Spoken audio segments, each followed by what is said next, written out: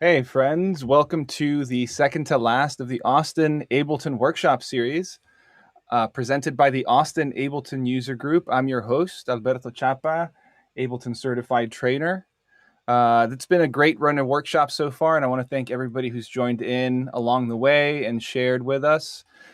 These workshops are really meant for community building, and as they're drawing to a close, we want you to know that there will be more stuff going on in the future, more workshops and opportunities for people to get together and learn about Ableton as part of the Austin Ableton community together.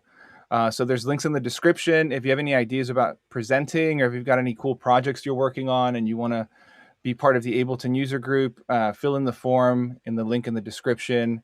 And that way we'll know about what you've got going on and you could be on one of these streams sharing some cool stuff. So also don't forget that these workshops are meant for you all to interact with the amazing talent that we've got tonight. So if you have any questions about the topics, which are very, very interesting tonight and very, very practical and applicable if you're a working creative, don't forget to just post your questions in the description and we'll pass them on to our presenters. But in the meantime, before we get started, I want to thank the very Tom who is going to be on the stream later tonight because he's been supporting the Ableton user group for a really long time. And as we went virtual on COVID, he created a few opportunities for us to get together virtually. And you got them right here on your screen. You can join us on Facebook at Ableton ATX, or you can join us on Abletoneers, a website that Tom created to post all of these events and cool resources. And then we're also working on perfecting the Abletoneers Discord server. So if you're into Discord, please jump in and help us make this a little bit better. So let's just make sure that we've got the stream going.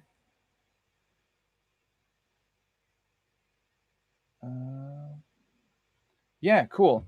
Yeah, I was just got a message that we might be having some technical difficulties, so let us know in the chat if everything's going as planned, because it looks on my monitor that we are good with audio and video. So let us know if anything's happening that's a little bit funky. But thanks for that insight, Tom. We'll definitely check it out. I'm getting a good signal. So yeah, as I was saying, don't forget to join us on all these different platforms as we continue to grow during COVID. So let's go ahead and introduce our first guest. He's joining us from Colorado, and he's a very talented songwriter and producer who is making time to share some really interesting production techniques and mixing techniques for your Ableton Live workflow. So please welcome Matthew Tryba. Hey, how's it going? Hey, Matthew. Hey, thanks so much. Thanks for having me on. Yeah, thanks for connecting. Absolutely. We're really excited to have you, especially with this topic, because there's a lot of people that are really into songwriting and producing tracks, I guess everywhere, but Austin's known for its songwriting community. So you'll have a lot of really good tips. Yeah, great. Do you want me to just dive on in?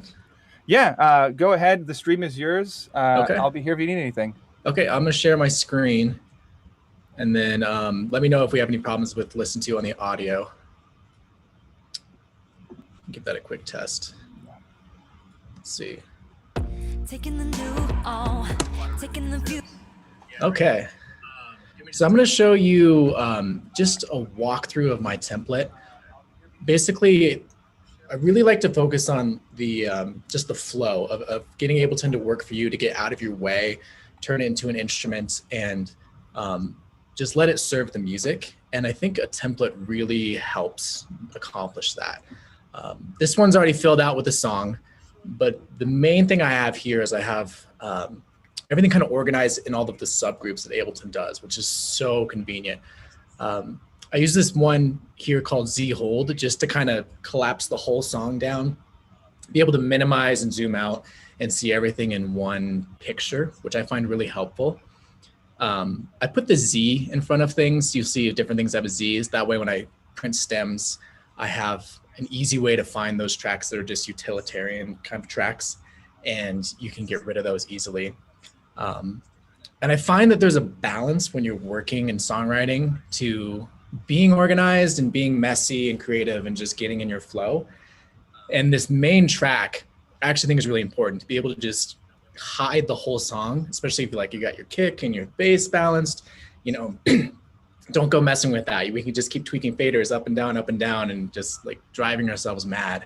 So I use this Z hold as a way to hide the track as it is. And then this gray area down here is where I'll start doing all of my sketching, just get messy. Don't worry about names. Don't worry about colors. Just create. And then when you're done with this session, you can go back and organize everything. And inside of this one, you'll see I have my main subgroups. Just helps to always have everything in an order so I can remember like where are my kicks? I'm not wondering where are my basses. And then harmony is just like pads, piano or like strumming guitars that are just going. And then leads speak for themselves, different effects, sweeps. This is a new one I added, a subgroup for non-lyrical background vocals. When writing for sync, you may want to create a track plus non-lyrical. That way it can be used in different contexts for film. And then all my BGVs come to one, and then my lead vocal has its own as well. Below that, I then have what I call Z Selector or Z Selector, if you want to be kind of fun with it. This is just an easy way. You can just click on that, and then I can just Command L. I've got my loop set, and that way if I go Shift Command R, I have the bounce length set to exactly how I want.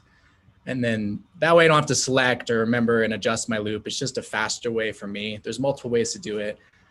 If you were just going to bounce out, let's say a chorus, you could, I did Command E to cut the MIDI region. And this is just a dummy blank MIDI region. And this is just a dummy track. I actually have a piano and I'll take that off.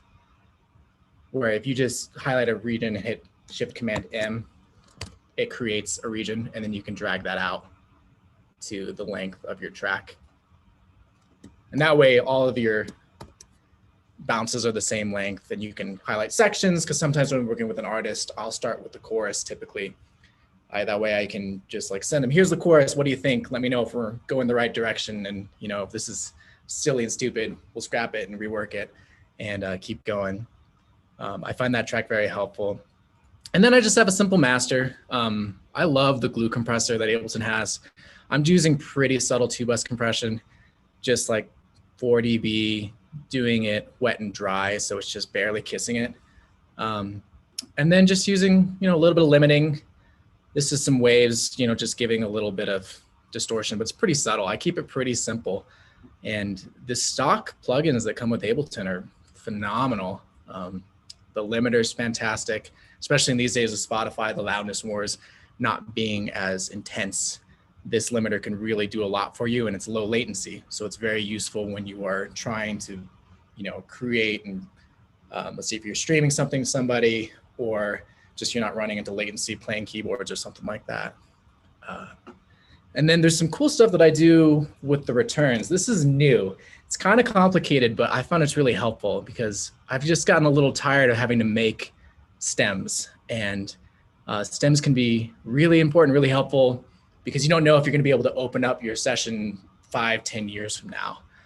And so what I am doing is my subgroups send to all of my returns, and then those returns are my stems. So if I go to the mix view and turn on my sends, you can see that drums, bass, harmony, I have different configurations on my sends, and then those are all hitting different returns. So for the track, everything that would be considered the track, so like all the vocals are not being sent to that. And then all you have to do is you can just group together whatever's on your 2-bus. Just doing Command G. Well, it's easier to make it smaller, and then you can just start option dragging that and copying it to each return. And then if you go in Ableton, it's got a really great feature where you can export all individual tracks, and that will export all of the returns. And because those had the mastering on it, all of my stems are printed exactly how I need them. and even submixes of like track and non-lyrical, a cappella, a TV mix, and then all of my main stems. It took a second to set up, but developing a system like that helps immensely. So you're not sitting there exporting, soloing, export, solo, export. It saves you a lot of time. There's a really cool, on the sends, what you want to do is you can just change it to sends only, and that keeps the send from coming the master output. So that way the sends are silent. They're kind of just in the background. What the consequence of that then is that you have to kind of focus on doing like your reverbs and different things more in line, instead of doing normal sends and returns like you would typically in other DAWs. And I think there's an advantage to that in a way, because then you do like a delay that's unique to a part, or you do a reverb that's unique to a part. And that kind of makes more sense sometimes in pop music. Maybe I'm not trying to create the illusion of a band in a room. I'm trying to just create the coolest sounding stuff I can think of. But this organization really helps to not focus so much on the technical, and just you have everything grouped up. You're not wondering where your tracks are. When you're going to mix, you know where everything is. You have drums up top, your kicks, and you can just get in a flow. And I find that really helpful when producing. And then let me see my notes. And then I want to show you how to save a template, because not everybody knows that. If you just go to your preferences, if you go to File and Folder, it's just right up here, Save Current Set as Default. So what I do is I keep a whole Ableton Live set that's just my template, and you update it over time. So you'll just do a Save As, and then you can just save that as your default template. And whenever you open up Ableton, that's the template that will show up for you. So I'll give you a quick listen to with what I've been working on. This was a track I did at a sync songwriting camp. It was called songwritercamps.com, and it's through Penn Music Group, just making kind of a fun female empowerment, strong, just upbeat track. It's called Feeling It. The artist is Jules Gold. I'll start at verse 2, we'll go through the chorus because the bridge is kind of fun. Taking the new on, taking the view, we never lose. This could be you, red bottom shoes, no need to choose, we'll have it all. Let me show you what you need and give you something to believe in. Step into my zone, I'm taking control. You're seeing it, la la la. Step into my crowd, where it's going down. You're feeling it, yeah, we're feeling it. I'll take. Hey Matthew, is your audio supposed to be coming through Audio Movers right now? Yes, is it not? No, I'm not really hearing it too loudly. Okay, we're good now. Okay, cool. Thanks. You want me to start on the verse again? Yeah, if you wouldn't mind. Okay, cool. Taking the new on, taking the view, we never lose. This could be you, red bottom shoes, no need to choose, we'll have it all. Let me show you what you need and give you something to believe in. Step into my zone, I'm taking control. You're seeing it, la la la. Step into my crowd, where it's going down. You're feeling it, yeah, we're feeling it. I'll take my bow, yeah, we're feeling it, la la la la la.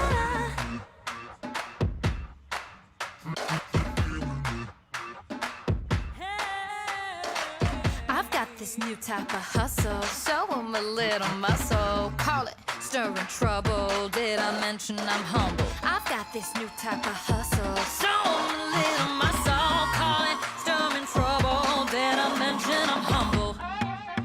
Oh yeah, step into my zone, I'm taking control. This is the basic idea. I mean, she's a phenomenal vocalist, so that always makes making music a lot more fun. I'm going to show you a couple things, just a couple tricks mixing on the lead vocal. Let's see if I have one on here. I have all these different racks that I made in Ableton. And one thing I love about Ableton is it's really steers you towards creating your own sounds and racks and organizing them so you can use them on later things. And I was running into a problem, especially now that I'm not using the returns, of how to do a delay throw. And I was kind of pondering, like, can I make an inline delay throw as an insert? And it took my brain a little while to do it. Let me pop it on here and I'll kind of walk you through, because it's a really interesting way that you can do with like all sorts of things. You do with reverbs, chorus effects. I mean, anything you want to kind of make your own send and return inside of Ableton. And so let's say if I wanted to go onto the lead vocal, let's say I wanted to get a delay throw on that. Typically, if you have a delay on there, because I'll show you, if we just grab echo, and if I was going to automate the mix knob on that, let's say I just wanted to get just believe it, the 2 is already in the delay, so it's already going to come out. So what I wanted to do was create it so that I could control that a little bit better. So let's take this guy off, and I made my rack, and this is all with Ableton stock plugins. And let's back up a little bit. Something to believe in. And what you do is when you make a rack, you have this little button here, and this guy here will show you the different effects you have inside of your rack. And this one here that shows you the mixer, you can just right click and hit create chain. And now we can do a bunch of parallel effects inside of the effect rack. So I'm just doing a simple wet dry. The kicker is on the wet. Let's bring it back so we can show the utility. So Ableton allows the utility to go to -infinity, which is awesome. Not every DAW does that. And because I'm parallel, I essentially have a send and return, but just inside this one device. And then all you do is you would right click on the gain output, and then I mapped to macro 1, which is here. And then from there, you click map, and let's find it here, the gain. Let's make sure I set it up correctly. Utility gain right here. So I set it up, that's the drive. Send level, here we go. The utility gain will go to plus 36 dB. So you want to tweak it here because you could blow up your speakers or just your ears. So I set it up so you can control the ranges of the macro knobs here. I'm just going -infinity to 0, maybe do like +3, +6. But that way, when I turn this knob all the way up, you can see over here, this goes to 0. If this was higher, now the output's going to 23, 24. That might work to your advantage if you're wanting to distort something, but you definitely want to be careful with the utility plugin because it can give a lot of gain. And it's as simple as that. And then everything after that utility is just going to be totally wet. I'm just using the echo. I've got it set all the way to wet. And then that way, when you send the delay, it's just all hitting this wet channel here, and you have the parallel dry as well. So it's a really cool effect rack. You can just do it, get creative, make whatever kind of thing you want, and it can really open up a lot of sonic possibilities. I think a big one being that I'm going to make a unique delay throw for that specific vocal, because I can tweak, maybe it's more chorus or more overdriven, or I'm changing the filter positions, and that vocal now has an effect unique to it, which is really nice. That way you're not getting the same delay throw on all the background vocals, and it kind of makes a more spiced up production, if you will. I wanted to talk about one more thing, or two more things. Ableton lets you do custom keyboard shortcuts to a certain level, and it's really useful. And there's one I forgot to mention in my template. If you click on the key button in the top right, or hit Command K, you can start creating your own keyboard shortcuts. It's unique to that set, so you want to create this and save it inside of your template set. For starters, one that I did is the whatever the button is to the left of the 1 key on a Mac. I created turn that into record, because the normal shortcut is F9. And if you're on a Mac, it's function F9. And if you're on Mac with a touch bar, it's, you know, even more impossible. So now I have a 1-button keyboard shortcut to record. And you can get creative. You can do whatever ones you want.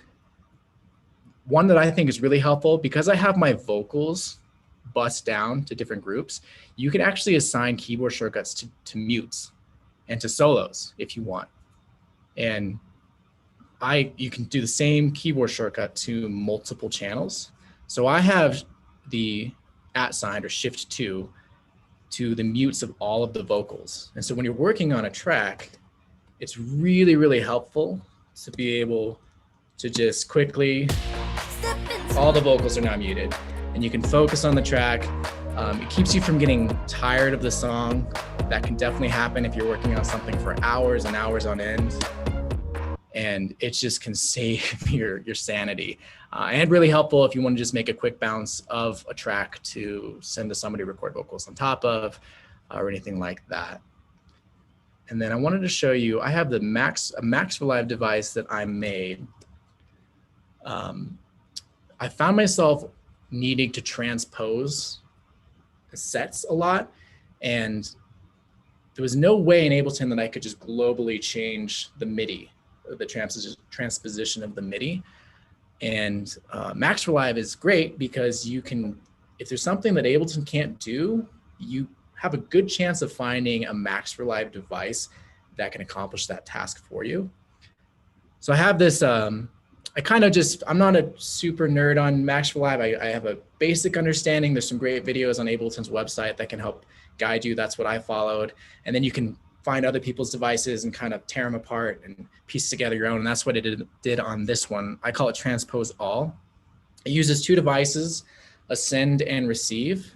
And then on my MIDI tracks, I just have it default to always have that device. So you can load whatever racks you want on a track, right click on the track and say save as default MIDI track. And now every time I load a MIDI track, it will have this configuration. And so let's say I have a bunch of MIDI tracks. Let me just open a few more. I'm using the shortcut Shift-Command-T. So I've got a bunch of different transpose. So this is just like the pitch device, which looks like this. But if I was going to transpose, let's say I wanted to move a whole song up a half step or down a half step or something like that, I would typically have to load in a pitch device on every single MIDI track and then manually shift it up and down. That's kind of a lot of work. So I created my own. So all you have to do, like, let's say I want to put it on another MIDI track. We'll just call this the transpose track. Command-R to rename. And I'm going to search for empty or transpose. And I have the send. And then I can just pop them on the track and it can go after a track. It doesn't matter. So now if I move this up, all of these have now pitched up 3. And it saves you a lot of time. It doesn't work on audio. You still have to manually transpose audio. But if you're in the beginning stages of a track and say you're doing a writing session with people and you're like, oh, let's just try out a different key for the singer, and you have a lot of stuff still in MIDI, you can quickly do that. It's really helpful to find what works best for the vocalist. And then you can go back down, and it just really saves you from having to put a pitch plugin on everything. And there's some limitations to it. Every time you load a new track, you have to kind of toggle it and go back. So I'll usually automate it. I can explain it to people more if they have more questions. But I think the lesson is like Max for Live can really open up a lot of solutions if you're running into a problem inside of Ableton. And then one more thing that I do is kind of a COVID hack or trick, if you will. I'm sending the audio from this session right now through Listen to Alberto. And a thing you can do, like let's say this session, for example, I started working in the session view and I'll get a loop going, just getting a groove going for the other collaborators that they're going to be songwriting to. And let's say I want to add more parts, but I don't want to get in the way of the loop. I want to let the vibe of the session continue. what you can do is, because listen to is on the master, so it's only getting audio that is hitting the master. You can I made a group over here. Let's just pull him down. I just made like a dummy group, if you will. And I sent that out. You go to external out, and I'm going straight out my 1-2. So this group is skipping the master bus, and so it's skipping listen to. If you're in the room with people and you had an audio device that could do a 3/4 out, you can kind of do the same trick and just send it to your headphones and keep the track going on the speaker. So what you can do is you can keep the vibe going. And then let's say I made a part before, just so I can do it quickly. Say I wanted to add just a little lead part. So right now, only I can hear it, and I can tweak the part. I can go and quantize, or, oh, I messed up a note, or maybe I need to open up Serum or whatever synth and go find the sound. And you don't have to bother your collaborators by you auditioning different synth sounds. And then when I'm done, I can just pop that right out. And now it's in the master track, and then you magically just threw in another part into the track. So you can go and add a bass, you can go and audition snares and find the one that you finally like, and then get it into the track. And you don't have to, you can keep the flow going. It's a really cool trick that can make, people pretty excited when you do that in Ableton. And it's awesome that Ableton can do something like that. You're essentially all of a sudden surprising them with this like full idea. And yeah, or they go like, oh, I mean, hopefully if you had a cool idea, you're like, oh, here's a new part, like you added some like raunchy sounding bass or something like that. And then now they're more excited, rather than you pause and you opened up Serum or Wavetable and started going through presets. You're like, oh, not that one, not that one. Sorry guys, hold on. We'll get back into it. You can keep that flow going. I know, and you've mentioned flow a few times, and we've gotten questions about workflow. And I think as important as workflow, like people are asking what your workflow tips are and appreciating these, but like, what are your tips for maintaining flow, like the flow state or like that flow energy with artists too? I think on a macro level, if you are writing with an artist in the room and the artist is in the room, get the vocal right then and there. Because you have spent the time writing the song and getting into a flow, and they're in the moment. And then I think it's hard, I think it's hard for everybody. It's hard for me, for sure. You don't always get in the flow. You have to just sit down and work. I think a great quote I heard is, you don't get inspired to write, you write to get inspired. And if you have some of these technical things that I've been showing, this is kind of a very technical walkthrough, out of the way, you can just focus on the music. And I think if you just, actually a good trick I do is rather than trying to like audition through synth sounds and getting inspired, maybe just take a moment to think of a melody. And just let the melody be in your head, or kind of sing down a voice memo. You can even bring that voice memo into Ableton, and then maybe find that melody inside of a piano, and then go audition synth sounds, because it'll help you kind of get where you need to go. Because rhythm and melody are that's the core of music, right?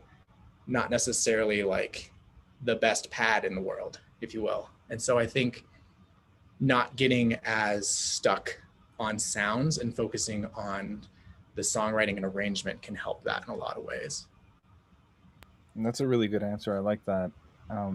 So you mentioned setting up the technical, right? So you can get into the music. Somebody was asking about your template, like they were asking how long that takes, or if you've like been working on it for a long time and continue to tweak it to date. Is it an evolving thing?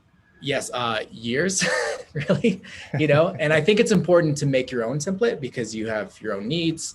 If you were to just grab a template like mine, you're going to see all these keyboard shortcuts and be like, what in the heck? And it's going to take you longer to understand it than it would be for you to make your own. And you just get ideas as you go, and just do save as. And if you have a dumb idea, then you just go back to a previous template. And I think it's an ever evolving thing, because maybe you put some sort of effect on your drums that you like all the time and you get tired of it, do a save as, take it off, put a different compressor on your drums. Have you seen your template needs change over time? Like, are there certain things that you're either more aware of or trying to more consciously bring in? The stems for sure. So this is a new thing that I'm trying, of using all of my return tracks to make stems, because I'm trying to work as fast as possible. And that kind of goes into the flow question, that time constraints are very helpful, because we all sit here and want to make the best song the world has ever heard. And your brain can really get in the way of you doing that. If you're trying to like find what's the coolest snare drum, what's the coolest kick drum, just find a kick, find a snare, just just go, don't think, and make the music.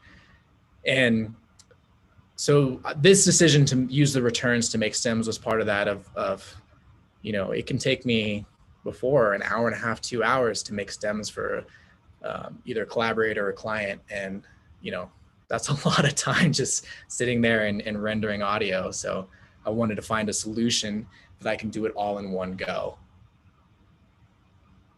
Yeah, it's really cool. I don't think I've seen anybody do that before. And that's what I love about getting into people's workflows. Everybody makes Ableton work the way they want it to, Ableton Live, and it's so cool. Yeah, I mean, because, I think it's easy to think of it as a very EDM focused DAW, and you can do so much. You can make any genre of music. It has its strengths and weaknesses. It's not yet there for comping vocals, but programming in MIDI, I think Ableton made me a better producer, because I started out as an engineer, and you have to be incredible at Pro Tools and very fast at Pro Tools, but Ableton pushes you to, save devices, to, create these folders that you have in the side of your samples and different things like that. So you can find them and you can kind of create a library of your sound, if you will. Yeah, I like that it makes engineering part of the creative process, and you can even release your devices with your song. Yeah. And I mean, never discount the stock plugins, like the reverb, the delays, the EQ, like they're amazing. And in my experience, the only people who use stock plugins are the people who are just starting out and new and don't have anything else, and like the top pros. And then everybody in the middle is the ones who are getting stuck, like, oh, if only I had that UA compressor, or only that Waves bundle, like my music would be good. And the reality is that's probably not the reason. The reason is just experience, and maybe the song isn't any good. Yeah. I have a mantra that I say, great gear makes a crappy song sound clearly more crappy. Well, I might repeat that one. Yeah. It's funny you mentioned that, because one of the questions was, what would your desert island stock plugin be? Probably the EQ. If I couldn't have anything else, I think they did a really fantastic job on the Ableton EQ. The way the EQ8 I'm talking about, the way you can kind of turn on and off bands. You can open it up if you want to see more. I typically don't do that, because it's easy to start mixing with your eyes and not your ears. The way you can turn on the little headphone here, and then when you mess with the band, you're just listening to that band, which is really useful. Let me show you that on the master, so you can hear what that sounds like if you haven't heard that before. Let's say you're looking for some mud or something in a vocal, or just in your mix. I don't know why it's not letting me grab an EQ8. There we go. Let's pull this before listen to, so you guys hear it. So if you turn on the little headphone guy there, if I grab that band, now we're just listening to the low mids. You can kind of sweep up. It's also kind of helpful for learning, how to use an EQ, which is a lesson I've learned, is it just takes time, and you're always going to get better at EQing tracks. It's a skill you can never fully master.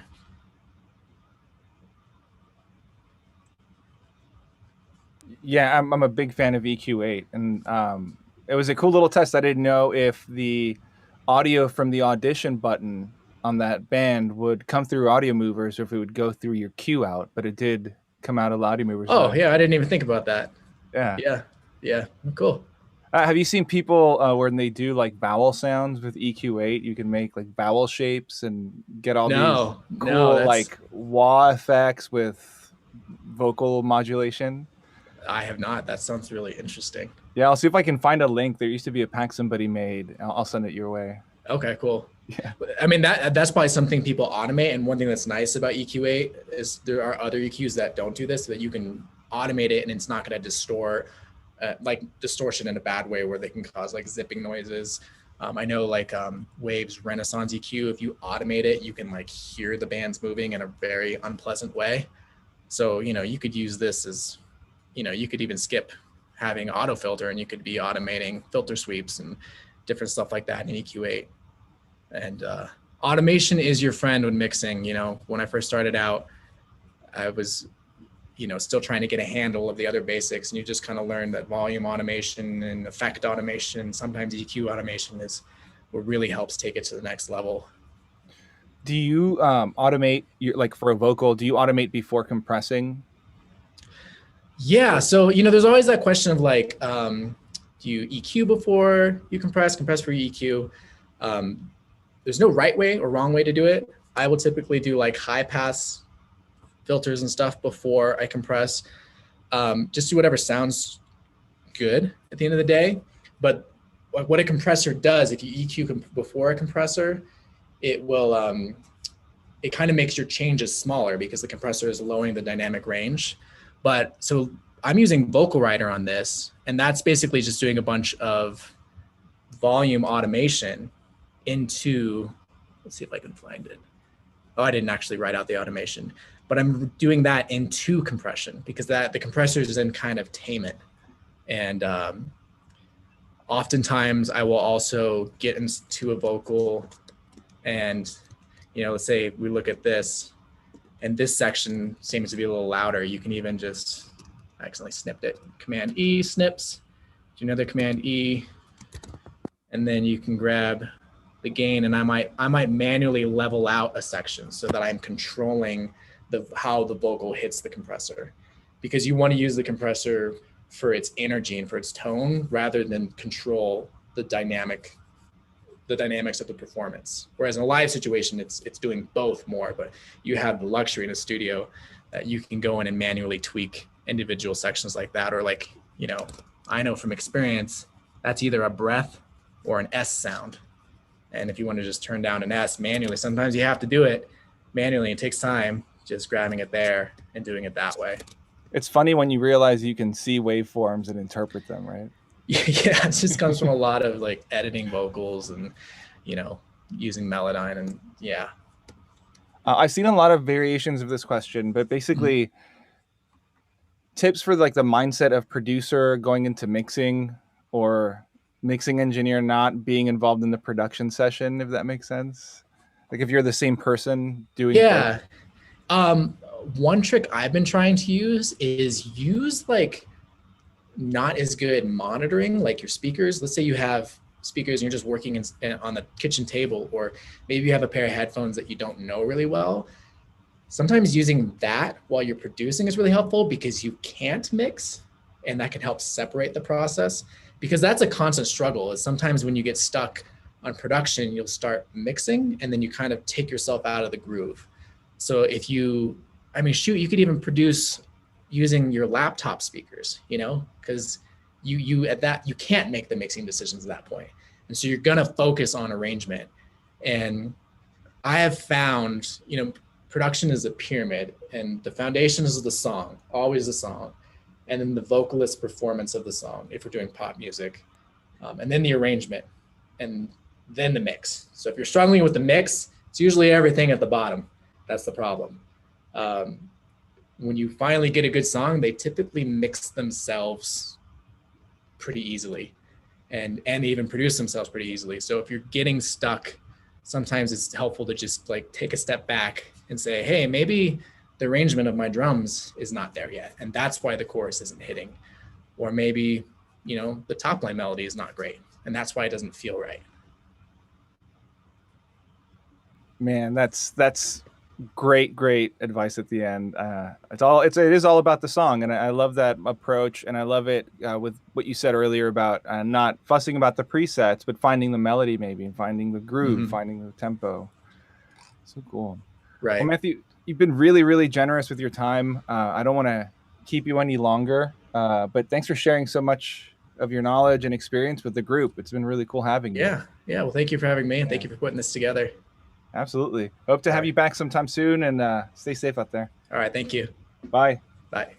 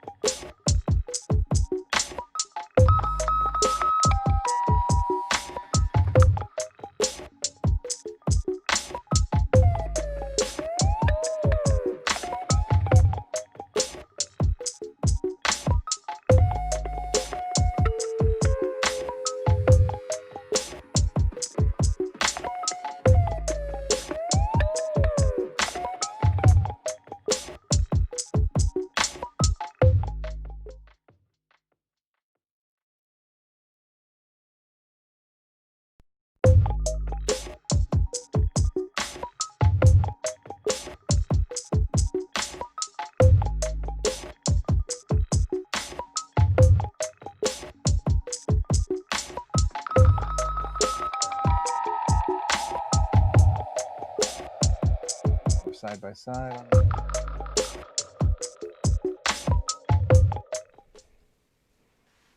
All right, everybody, we are back, and we are back with the one and only Tom Carlile. Hey, Tom. Hey, howdy, Alberto. Good to have you, man. Tom is the Tom that has been mentioned at the top of all of these workshops. He's one of the OG Ableton certified trainers in Austin. Tell us a little bit about that. Like, what's the Austin Ableton journey been like? Well, it's been a long road. I mean, I really miss the user groups. For a long time, we kind of went to different places to have user groups, and it's been always a struggle to find the right meeting spot, that works for everyone, that has air conditioning and everything like that. But and then COVID happened, and so everything's kind of been on reset. But I'm super happy to be a part of this new series and kind of help kickstart the whole thing again and do it virtually if we have to. Yeah.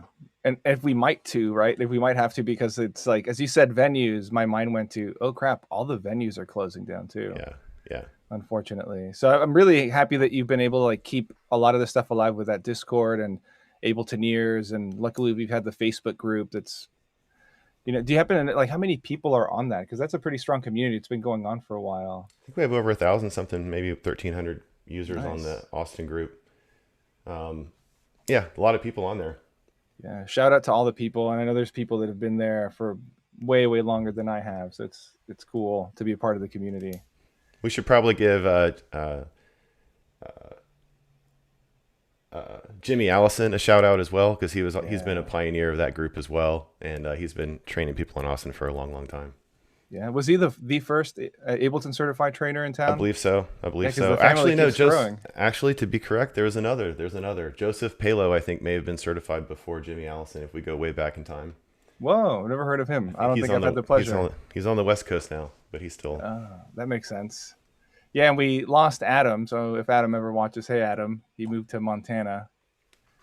But we gained Derek, who's going to be on the stream next week. It's kind of cool that the Ableton family in Austin keeps growing. For sure. But yeah, you're going to have a really exciting topic tonight. You're talking about TouchDesigner and controlling it with Live. Yep, that's right. Nice. How did you get into that? So I've got a background in the games industry, working on game projects for like 20 years now. And I've always worked on the back end, the network side of the game project, typically DevOps. But I've always liked to experiment with sound effects for games and game engines and working with visual shaders and things like that. And I've always been interested in having the shaders be controlled by music and auto-reactive projects like that. And I've experimented with various things like Resolume that does that, and After Effects to try to do really cool audio-reactive type stuff. And I really like those programs, but in the end, I kind of felt like I was still just playing other people's loops, and I really wasn't getting under the hood of controlling the graphics like I wanted to. And so I found this program, TouchDesigner, and it's basically designed by artists for artists to create art installations, interactive art projects at scale. And it's been, engineered and designed for this purpose. And so the really cool thing is that as I started digging into it more and more over the pandemic, I found that this TD Ableton package, which I'm about to show everyone, was professionally built by TouchDesigner to interface, perfectly with Ableton. And so all the heavy lifting has really been done, and it's just easy to use and easy to play with, and it's a lot of fun. So I just wanted to show some examples of that. I guess this is a perfect time for me to duck out of the stream and hand it over to you. All right. Thanks, Alberto. Thank you, Tom. Okay, let me share my screen here.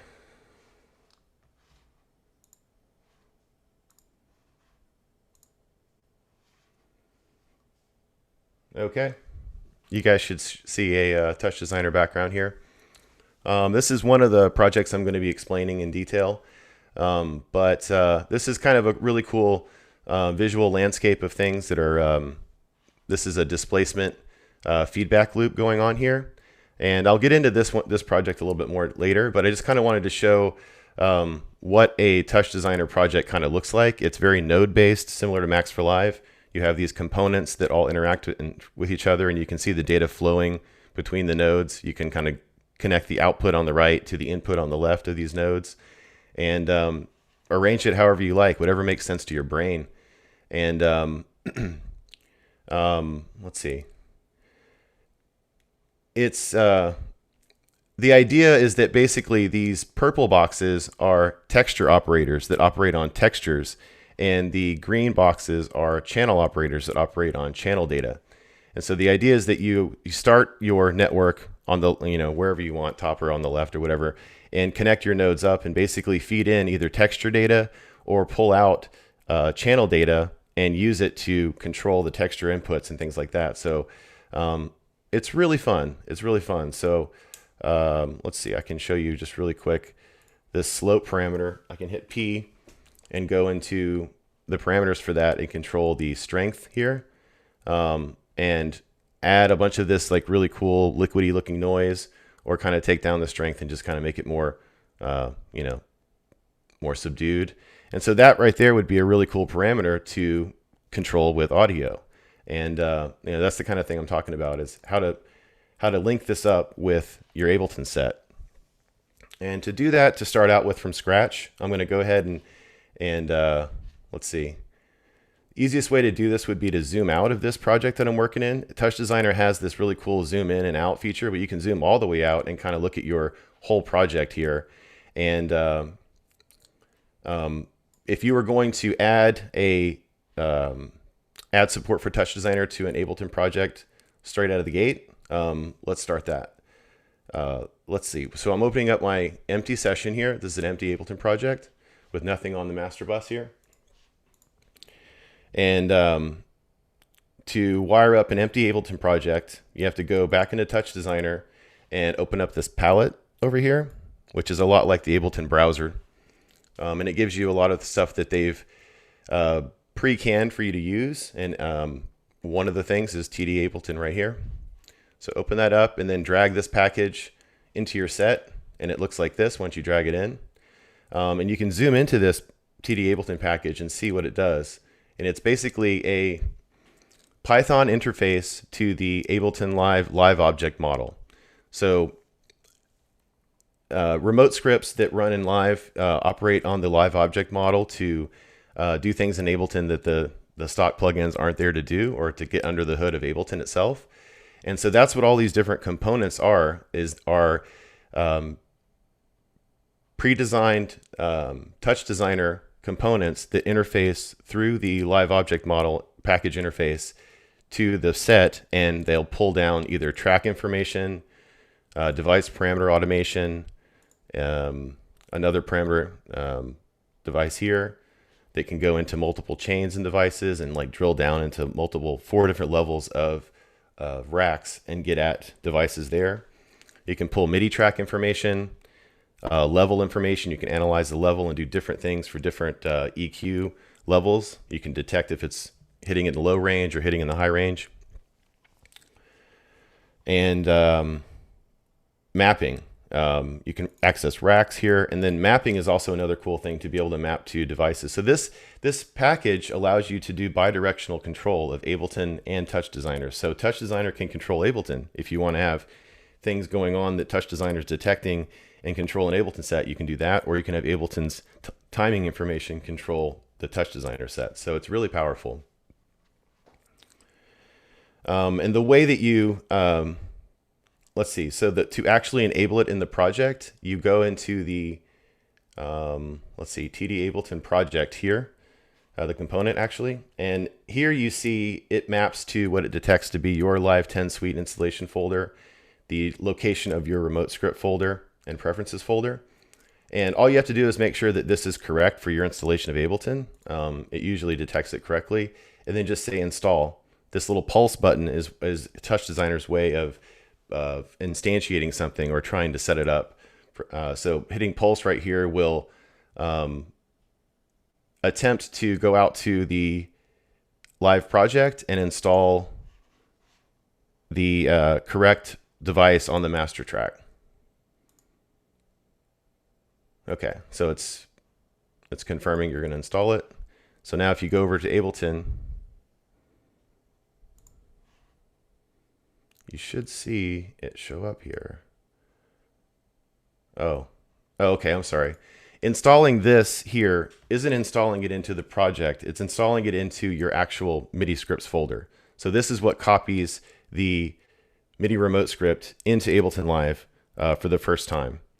And you go into Ableton Live and then go into preferences here and go into your link folder, and there'll be a drop down, pick an open drop down control surface and select TouchDesigner and leave it none and none. And that's what will allow the bidirectional interface to actually happen. So once that's closed, I'm going to go ahead and open up the set that I had prepared previously for this to show you what it looks like once that happens.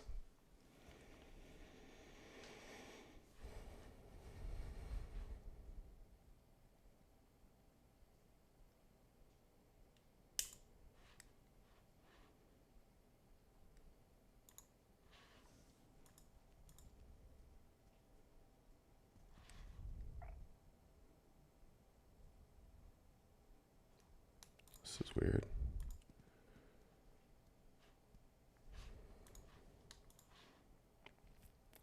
I wonder if I caused some kind of a problem with that.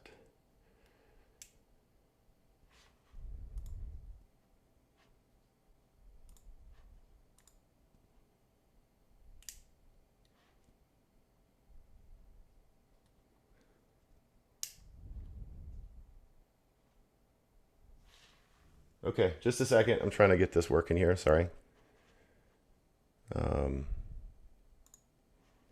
No worries. It happens. We've had all sorts of technical difficulties on the series. Yeah, I think when I was clicking Pulse to install it, it maybe interrupted something with the device here that's not happy with. Let me just try deleting this song, TD song, and seeing what it does here.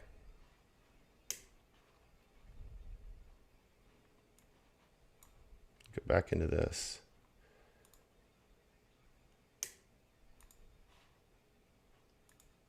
TD Ableton. Now, no Ableton Live connection for TD Ableton package.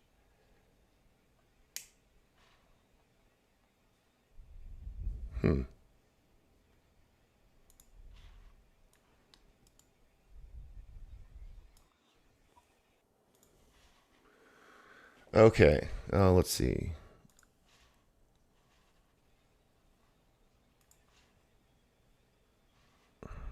Does that orange bar at the bottom have anything to do with it? I think it says media files are missing. Yeah, that's not the only. Yeah, it's like it's my TouchDesigner folder is missing now.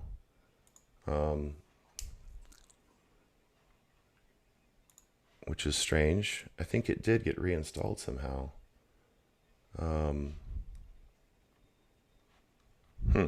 Accidentally reinstalled the thing I was trying to show. If I go to help, browse samples, TD Ableton, TouchDesigner. So this is where the stuff is. This is where it actually lives. And when you click Pulse Install, it's basically copying this into your live folder. So let me just try doing this again manually. This is the old style way to do it before they had the automatic way. So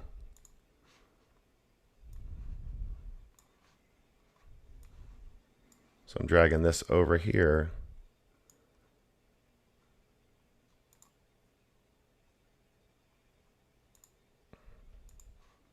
See, so now it finds it. So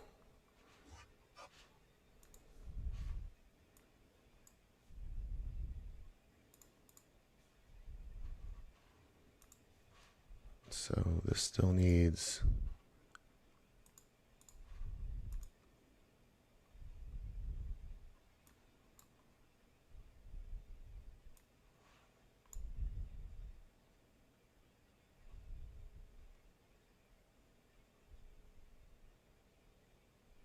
I think it's trying to connect right now. Cool.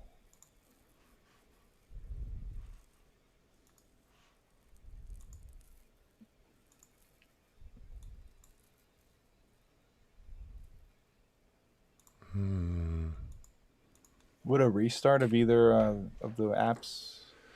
Possibly. It's. I'm not sure why this is happening now. This was going to be so cool.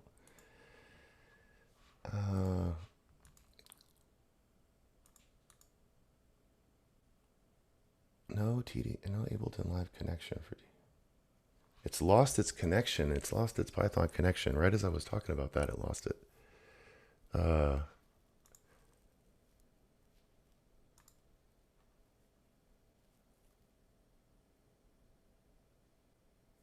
Maybe what I'll do is I think maybe I'll shut down live and I'll reinstall this. Yeah. Without it running, because I think that's what one of the things it said. Make sure live is not running. And live's browser. Okay. Yeah, no problem. Everybody understands this is like on par with having to do stuff via Zoom. Yeah. Sorry, everybody. Yeah, thanks for hanging in there, folks. This is just what happens when you're trying to do really cool stuff with multiple apps at the same time. Yeah, apparently I should have just talked about installing it, not actually clicked on it. Yeah, no, I really do believe in these like real world, real life teachable moments. So I know this is probably going to happen to somebody at some point. So.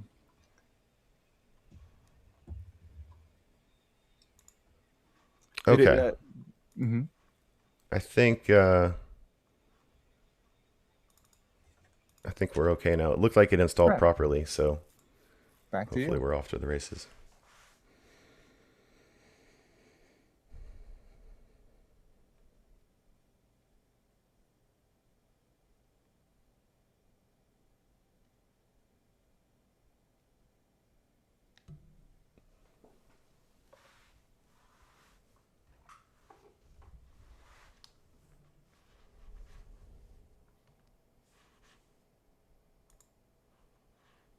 Okay, looks better. That one's there. Okay, this is connected now. Awesome. So when this connects, you know that it's talking to TouchDesigner properly over OSC using these ports, and it typically handles it really well, but I really messed things up just then. But I think we're back.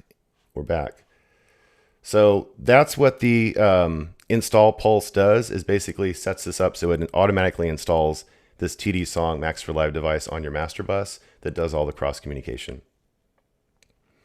So really quick, I'm going to explain this Ableton Live set that I just opened up so everyone can kind of follow along. Let me close the browser here. So this is, like Matthew was saying about the templates, templates are really a game changer for Ableton. Once you start using them and getting making your workflow be more productive with it, it's really great. So this template that I'm using is a smaller version of my home template, basically a drum bus that has drum bus, the utility on it, of course, with some EQ and some beat repeater type effects on top of it. And inside of here, I just have an empty drum rack and a set of drum loops that are all, I believe, 4 bars in size. And I've basically set on each one of these, I've set follow actions to play any other clip in the series after 8 bars. And so that basically gives you 8 bars of these beats, and they'll basically rotate around just to kind of give some variation. And that's the drums. In the synth bus, I have a sub that's running this little melody patch here, running through Operator, the sub stack patch in Operator from Ableton Suite. Operator is great for low-end sub bass. Basically just pitch down the melody by 12 semitones here, and then EQ out just to get the sub bass frequencies right here. So let me play through what some of this sounds like for a second, just so you guys can kind of hear this. I'll solo the drums.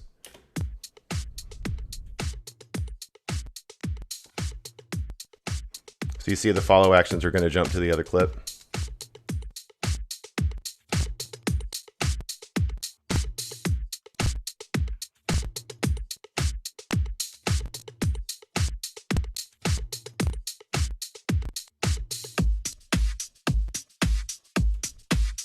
Real simple. Now the synth, I just described the sub bass here. I'll go ahead and solo that and play it.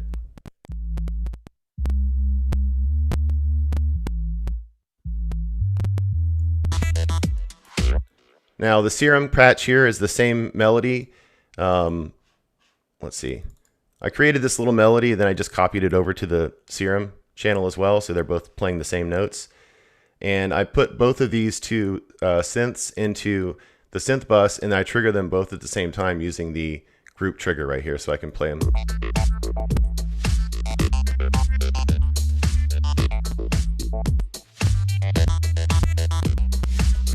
And then I just kind of have this this effects channel is basically a 2-bar riser that I've reversed and set up with enough of a lead start time, 6 bars of start time, to basically just kind of have a swoosh at the end of 8 bars. So that's what this sounds like here.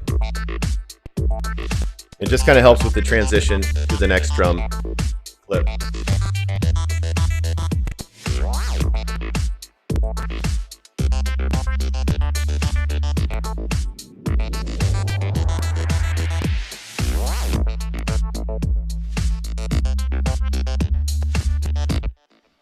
Okay. On the Serum channel, I do have some auto filter here that's doing some automation. Here.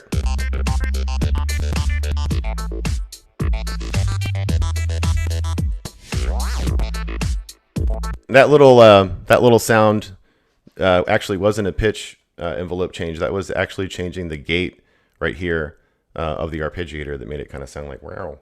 So that's kind of cool. So anyway, that's kind of the set that I'm going to use for controlling TouchDesigner. So I'm going to turn this down a little bit and jump over to TouchDesigner.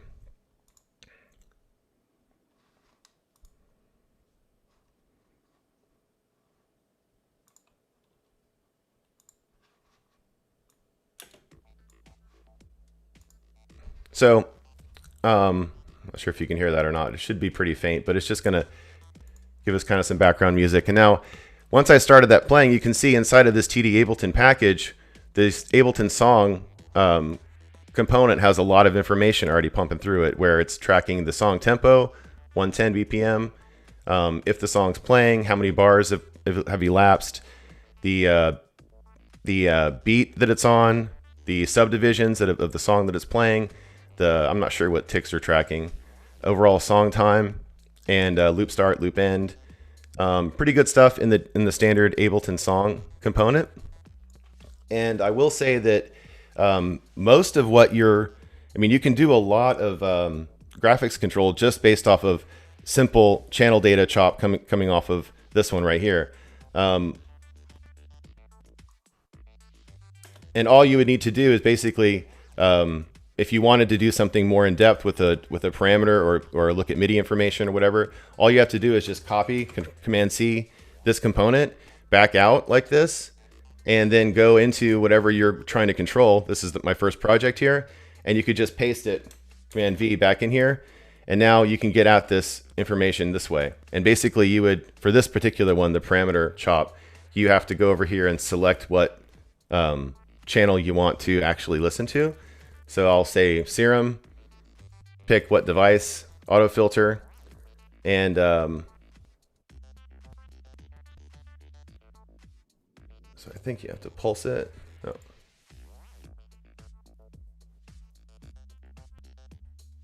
Auto filter, and then let's see.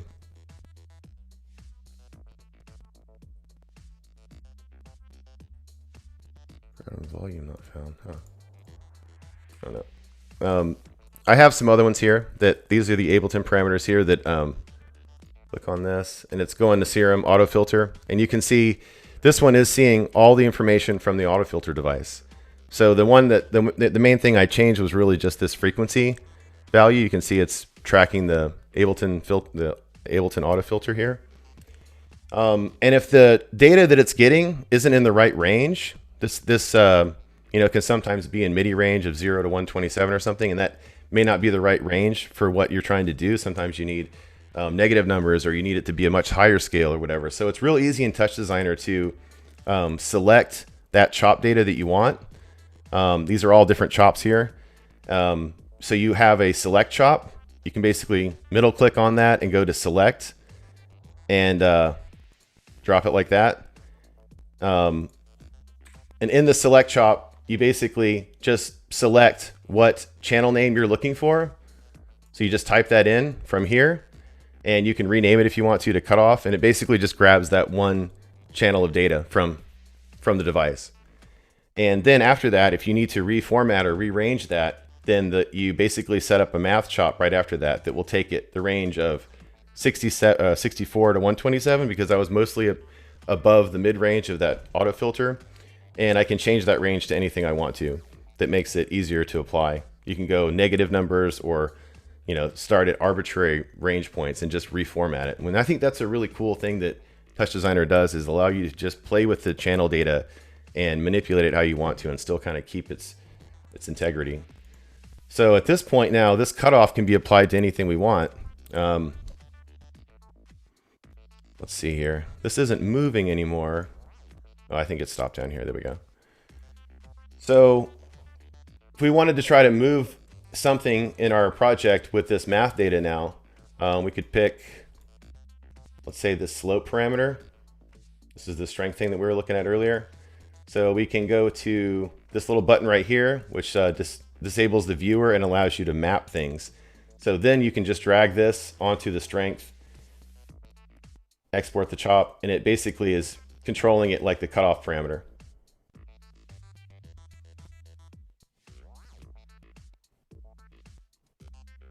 There we go. So now that's using the cutoff parameter and rearranging it and making it more applicable for our our project. I'm going to right click on this and say remove the export to get rid of it, or remove the expression maybe. There we go. Now another way to do this, this is getting at the actual device parameter information. Another really cool thing that the TD Ableton package supports is direct support with Ableton Link, which provides all that timing information to you, so you don't really have to crack open the song data or anything like that. So all you have to do that is just double click to open up a new component and select Ableton Link. And now when you drop that in, you can hide this little SOP viewer here, make it a little bit bigger. This is the information coming from Ableton Link, and we can go into the output and enable more of these different viewers here. So I can turn on all of these, and I'll show you what they all do.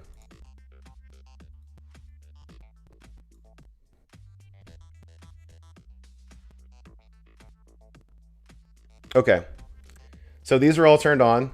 And now this is providing a lot more information from Ableton Link of what's going on inside the track. So Ableton provides the number of peers and things like that are connected, as well as this this chop called ramp that just basically gives you a timed ramp that's in time with your song. You have a pulsing sine wave that goes back and forth that's basically an LFO in time with your song. I'm not sure exactly what these counts are counting here, but you have the number of bars, you have the number of beats, the number of sixteenths that are passing by at any moment. And you have these two things which are really useful, I think, the ramp bar and ramp beat, that are tracking the beat count and giving you these two bars. I'm not sure if this is every half note or every quarter note, and this is every 16th note. Every beat, it looks like. And then this is tracking the tempo. This tempo is actually different because right now we're not using ASIO for Ableton, so it's not actually able to use Link properly because I'm presenting and I had to use the Zoom audio interface. So that's why the Link isn't actually synced up with my Ableton project right now. It's just kind of giving me default 120 BPM information. But if you're using this at home, make sure you have ASIO enabled, and then you can play with Link and turn that on. And this is really, in my opinion, the easiest way and the fastest way to start applying timing information from Ableton directly into a project without having to go through all of the Max device problems that I just kind of went through. You guys saw me struggling with that. So this is an easier way to do it. So if I wanted to take this ramp beat and apply this to the strength instead to see how that works, I would go down to the slope parameter I was controlling, the strength here, and then click the viewer button to basically give me access to all these different chops. And I'm going to grab this ramp beat and put this on the strength.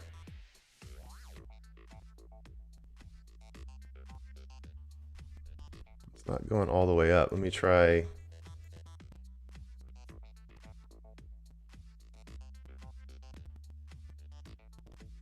There we go.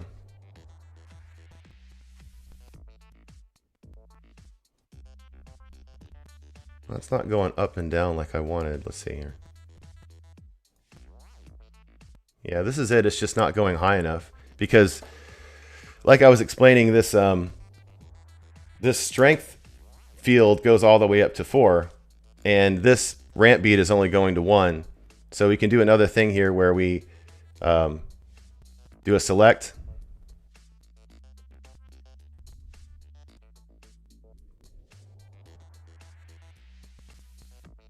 Do a select, and then I just want to select the ramp beat.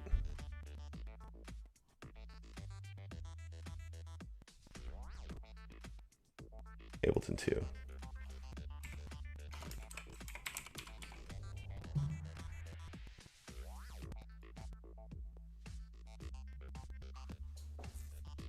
Okay, so now I want to reformat this with a math and go to range, and then go from, instead of 0 to 1, I want this to go from like 1 to 4 now.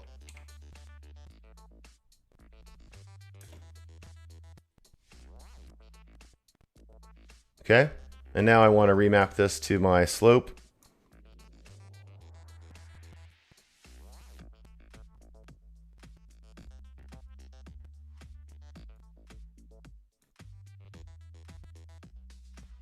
Okay, so that's bouncing to a 120 BPM beat because, like I said, the link isn't synchronized perfectly. But if Link was working with ASIO, then this would be bouncing to the drum beat at the beginning of every one, which is pretty cool. And it's a little bit easier to do it that way.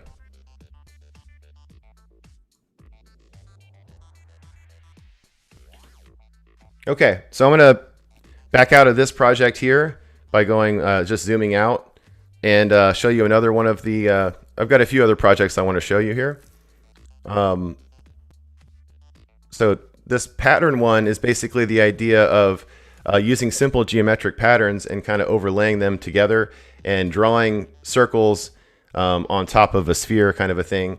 So this is a example network showing a geometry component basically drawing circles. This is the input circles. It's drawing circles in the shape of another, over the shape of another circle here. And if I zoom in here, you can kind of see what's going on here. Pretty simple. And so it's real easy to basically change that to now draw boxes or rectangles instead of circles just by dragging this in like this. You can overdo it. And you can sometimes get really powerful visuals just with simple geometry, you know, playing off of each other. So what this is doing is this is a geometry component that's using instancing in TouchDesigner that basically creates an instance of the other of these objects all along the surface of this object. And you can use these, basically you do this by setting up a translate operator to define how it's translating off of this null one component, and you can scale the instances as well using a different component. So that's what I have going on here.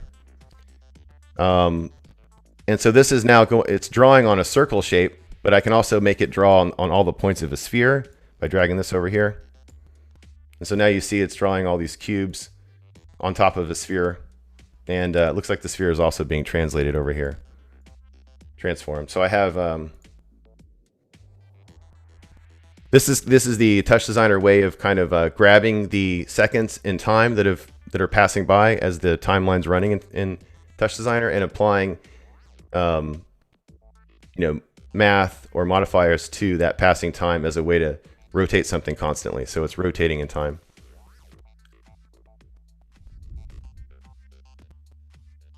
So So let's see. So if I wanted to, and this is basically just a chop pattern that's feeding a sine wave of movement into this as well. So I could use the link program as well to try to control this. So I could basically double click, add an Ableton link, do the same thing where I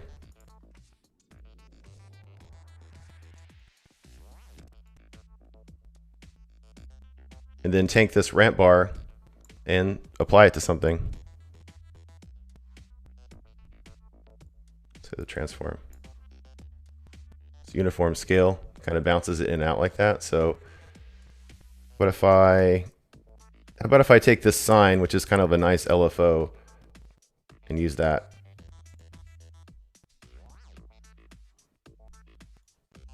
Let me select that.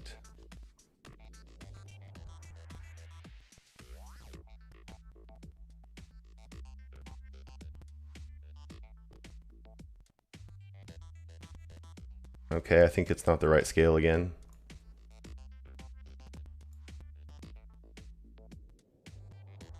Yeah, we would basically do another select and math scale on that, but basically it's doing a small uniform scale on the whole thing.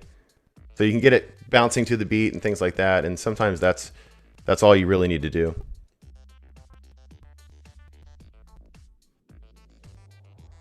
Okay, I'm going to back out of this one and show you another really cool, this is a reactive displacement project that I have going on here, which is taking a noise operator, applying some feedback to it, transforming it, blurring it, and sharpening it after the blur, and then basically feeding that back into the displacement algorithm. So it's this blurring and sharpening effect on top of the feedback loop, which is actually causing this really cool maze kind of effect. So we can try playing around, just for fun, we can try playing around with the blur settings here to see what it does.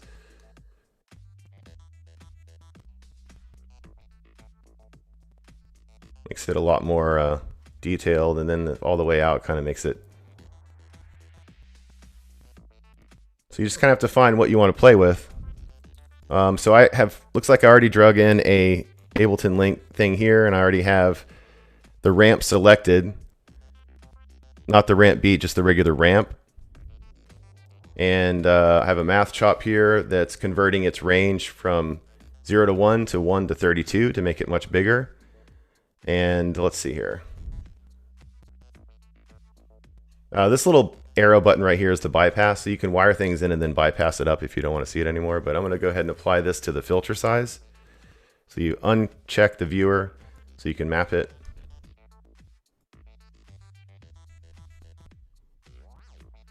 So this is just kind of a steady ramp of that filter size, and it basically results in things getting really, really busy and then kind of fading to a, you know, fatter worms or something. Hey, Tom, somebody was asking if you could let that image ride a little bit, like full screen with some music in the background. Well, it's not exactly synced to the music because of the Ableton link thing. But if I wanted to, let's see. So I could do I could basically go get the song information here. And I think they'd get the idea, even if it's not synced, just with the visual. All right, yeah, it's somehow really bothering me that that's not working now, but I'll ride with it here. The graphics look amazing, though. I think they just want to see it full screen. Yeah, this is what I'm trying to. I was just gonna grab one of these to get some timing information, but yeah, this is really cool just to look at. I mean,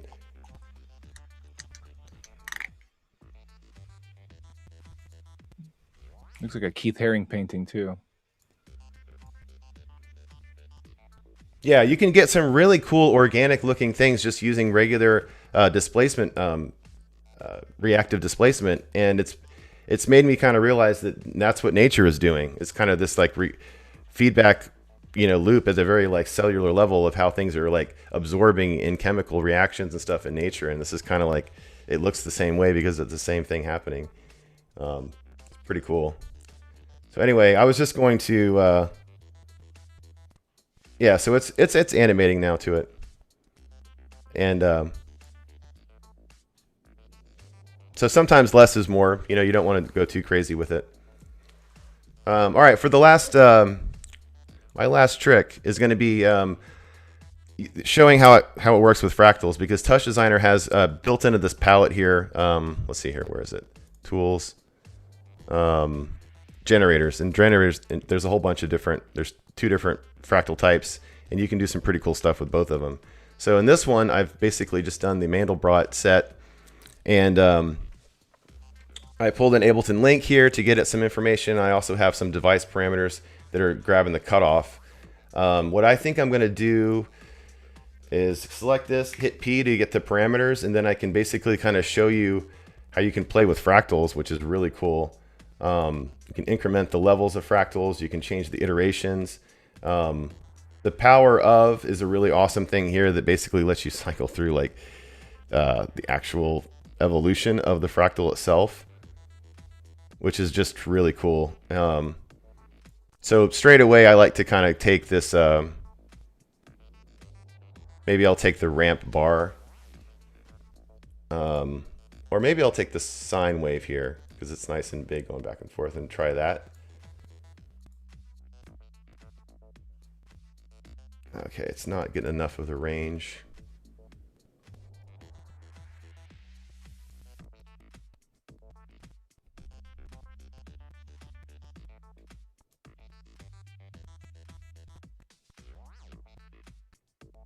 Let's try this one here.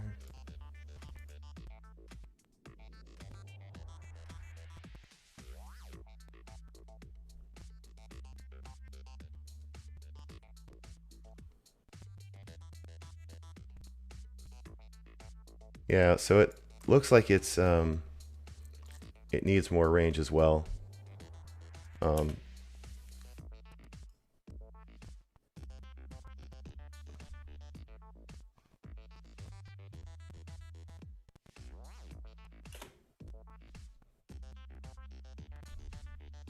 Okay, so maybe I'll grab one of these instead. Let's see, the range for this one goes up to 4, so I'm going to grab this. Looks like I was already doing this. I grabbed the sine wave and I did a math chop on it, so now I'm going to export this to my actual power chop. And you see it going off here, and like it's going at 120 BPM, but basically when this starts going to the right BPM, you get some pretty cool effects when you start working with fractals.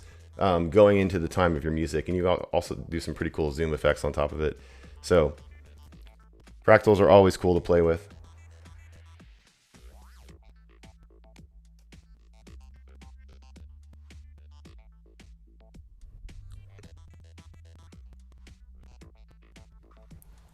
Okay, I'm just checking my notes to see if there's anything else I wanted to show you guys. Okay, yeah, I guess I could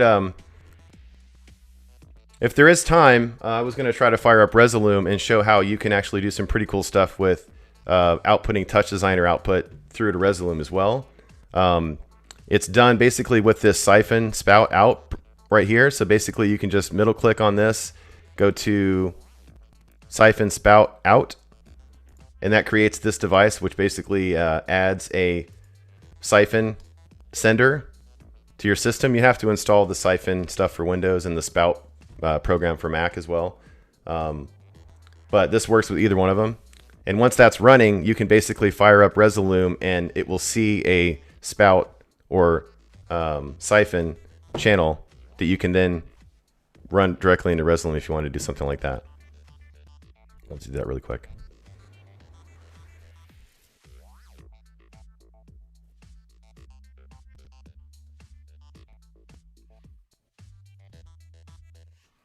So here's my Resolume. Oh.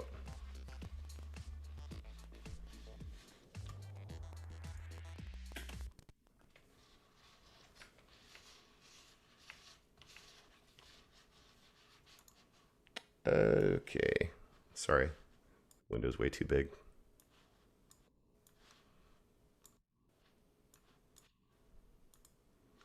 But now in Resolume here, if I go up here to my siphon settings, you can go to sources and go down to the very bottom. You'll see your spout servers and you can grab it there. But basically once you grab it in, it's just basically another source, so you can play with introducing TouchDesigner stuff with your existing Resolume set, which is pretty cool, and just get more control that way. There's a lot of really cool things you can do controlling Resolume with Live too, but that's a whole separate workshop. So that's about it, guys. I really appreciate your time and sticking with me through the technical difficulties. Something always goes wrong, but I appreciate you hanging in there, and I hope you learned something. That was really good, Tom. I think widened a lot of people's ideas of what you can do with Live and what you can do with the show. Are you doing anything like this on a stream? I've been working with some friends to do some like live visuals to performers and stuff like that. So yeah, I'm going to be using some of this stuff for that. Oh, cool. Somebody was asking about the colors on your Ableton Live set. The colors. On the live set. Yeah, it's just I think it's a custom theme.